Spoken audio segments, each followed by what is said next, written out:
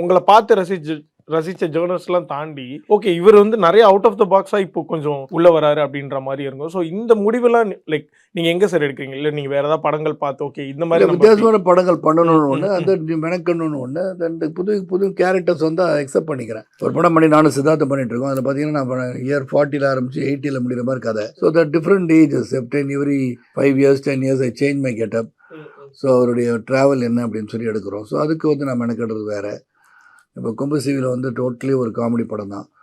Action கலந்த ஒரு comedy தான் Kombu Seevi. Ponram myself and Vijayakanth son act பண்ணுறோம்.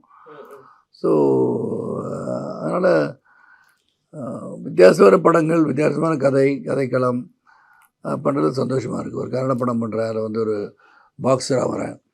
அதில் வந்து டோட்டல் ஃபிட்னஸ் வேணும். ஃபிட்னஸ் வேணால் பிப்ரவரியில் ஸ்டார்ட் ஒர்க்கிங். நம்ம போய் மார்ச் ஏப்ரல் அந்த படம் ஆரம்பிக்கணும். ஸோ அந்த மாதிரி ஒவ்வொரு படத்துக்கு ஏற்ப அதுக்கு தகுந்த மாதிரி என்னை தயார்படுத்திக்கிறேன் நான்.